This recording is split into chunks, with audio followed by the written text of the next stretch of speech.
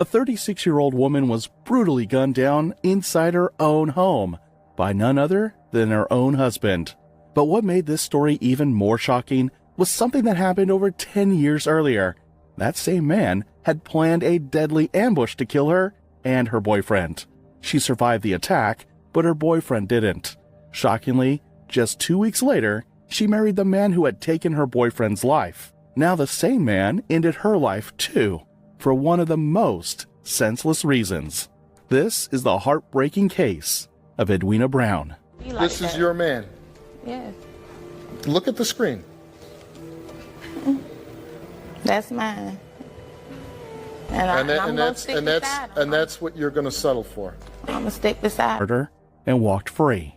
Meanwhile, the two gunmen faced the full force of the law, with one receiving 55 years in prison, while the other was sentenced to life behind bars.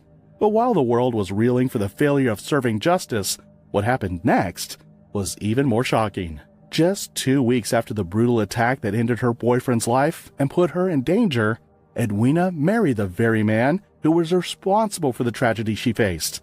This decision defied logic, leaving the people around her asking, why? Whether out of manipulation or the thought that she could change him, it wasn't clear.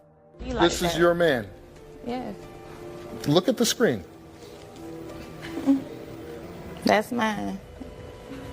I'm gonna stick beside him. That's what you're going to settle for. I'm gonna stick beside him. Unbeknownst to Edwina, this action would ultimately be the cause of another tragedy a decade later. For almost 11 years, Edwina and Danny lived together and got married. Throughout the years of being together, everything continued as if the tragedy that cost one man his life did not happen. They even had a child together, who they named Danny Maurice Brown III. They would constantly be seen in social media sharing skits of their seemingly happy family. To outsiders, it seemed as though their marriage was an attempt to move on, and a chance to rebuild after the chaos of their past.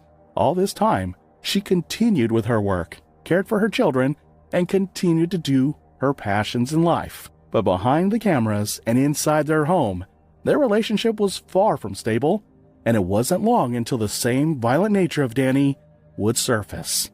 And on March 27, 2024, the peace that Edwina had tried to build came crumbling down. That day started like any other, but as the hours passed, tensions began to rise. Around 4 p.m., Danny Brown arrived at Edwina's home at 4704 Fairley Drive in Little Rock, Arkansas, where she had been living apart from him. At first, it was just one of those arguments that couples would have, but soon, the tension between them grew to something even more dangerous. It was at this point when Danny finally snapped. As the confrontation grew more intense, Danny's temper flared beyond control. Words turned into threats, and soon, threats turned into violence. Danny pulled out a gun and shot Edwina.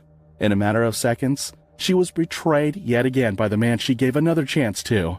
The same man who had once tried to kill her, and now had finished what he started 10 years ago. Right after shooting Edwina, Danny took off, trying to run from what he had done.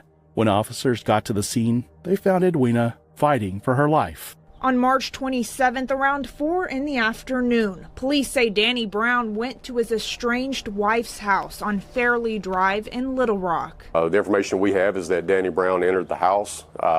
I guess maybe an argument ensued. He allegedly shot his wife. It's been over a week since that happened, and police are looking to get Brown behind bars, including the U.S. Marshal's Office, who has been asked to help. Well, of course, we want to do this as safely as possible. We don't want anyone to get hurt, including Danny Brown. Preferably, we'd rather Danny Brown just turn himself in, do the right thing. Police have gotten close to arresting him, but they say he's made it clear he will not be taken in quietly. One of our biggest tips, I guess, came from Danny Brown himself. He actually called the Little Rock Police Department, gave a statement to them, and then made the statement that he would basically either harm himself or harm others if he was ever cornered by, anyone, especially law enforcement. If you see Danny Brown or know where he is, police ask that you not approach him because he is considered armed and dangerous. You should call the U.S. Marshal's Office instead. Edwina was rushed to the hospital to try to save her, but despite emergency efforts, she succumbed to her injuries at a nearby hospital. The same man she had once trusted, the man she had chosen to forgive, had now become her executioner.